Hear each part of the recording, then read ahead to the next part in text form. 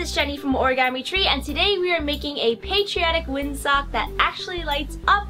I have one demo right over here. I even turned on the fan in my room because there's no circulation, so I wanted to have that like wind effect, so there it is. Throughout the video, I will be using products that I got from papermart.com, so if you're curious about where I got these ribbons from, then you can check the video description for that link. If you're new to my channel, welcome. Be sure to hit that subscribe button. I post new crafty fun all year round, wouldn't want you to miss it.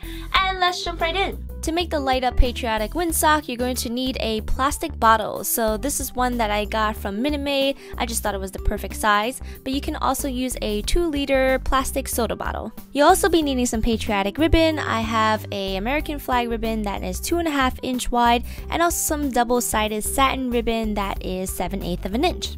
You'll need a sparkly silver star garland and also some LED lights garland. So I have one that is in blue and also one that is in white. There are different kinds of modes. You can have them turn on, you can have them flicker, or you can just have them off. You'll also need a glue gun and of course some essentials like a pair of scissors, a cutting knife and permanent marker, a sheet of glue dots, a hole puncher, and finally some twine so that you can hang the windsock.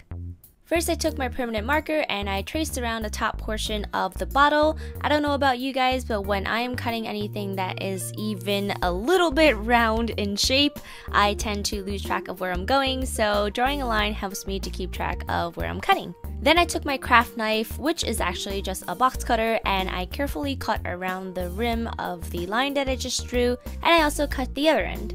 So now I'm left with a cylinder with the tops and bottoms cut off. And next I'm just going to evenly distribute some black dots inside the rim of the container, and don't worry about the permanent marker marks because they are going to be covered anyway. And a trick to do that is to find a 12 o'clock point, 6 o'clock point, 3 o'clock, and then 9 o'clock, and then put dots in between each one of those so that everything is nice and evenly distributed.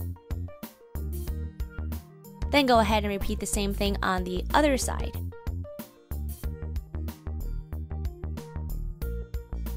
Now I'm taking my sheet of glue dots and I'm placing one glue dot on each one of those black dots.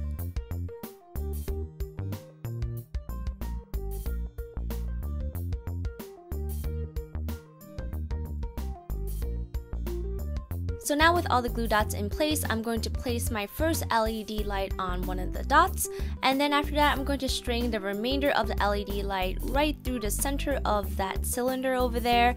Once it reaches the other side, you want to tape down your LED light not directly across from that first dot on the right side, but one that is, immediately, to the right or to the left, because I am going to be alternating dots to create a sort of diamond effect. So once we got that first string of LED light in place, we're going to string the battery pack back to the right side, and we are going to place it at the glue dot that is not right next to it, but one after. So again, we are skipping dots. So we're going to go right and left and right and left until we reach the very end.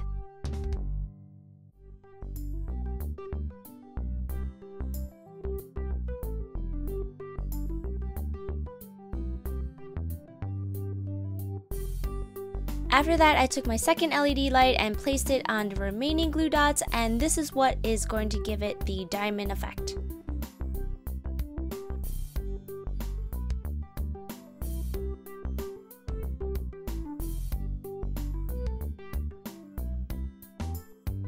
Now I'm taking my glue gun and I'm going around the rim of the top portion of the bottle that we cut out earlier. I'm going to flip it around and stick it inside the bottle just like this, and in this way we can create a little container to hold our battery packs. Then I took my glue gun and I placed the battery pack right on top. Now it's okay if the battery pack sticks out a little bit, but I actually had it sticking out a little bit too much, so I ended up pushing it down a little bit more later on in the video, but it depends on how much garland you use later as well. Then I used my glue gun to glue the American flag ribbon so that it would cover the entire area of the cylinder, and also I took the bottom edges and I tucked them in. Then I took the silver star garland and I placed some right at the very top of the cylinder and also at the very bottom of the cylinder, and this also helps to hide the battery pack a little bit as well.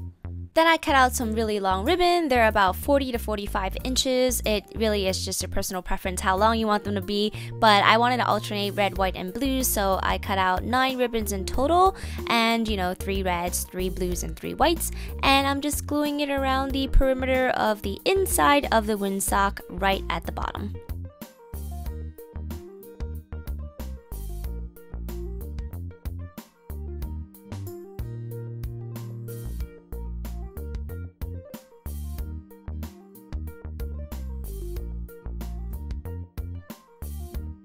Next, I used my hole puncher and I punched out 3 holes that are somewhat evenly distributed across the windsock, and then I took my twine and I tied them to each one of these holes, and then I want to make sure that everything is balanced before tying a knot right at the very top, and once you're done, you are done with the entire windsock.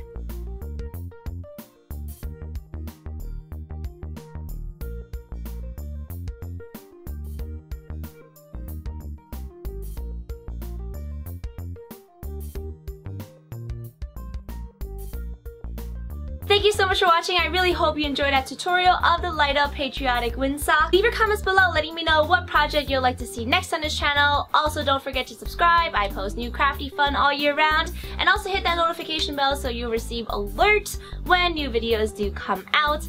Again, I got most of my products from papermart.com, so if you're curious about where I got the ribbon from or what it's called or whatever, you can just check the video description because that's where all the information is going to be. And I will see you next time in my next video. Bye!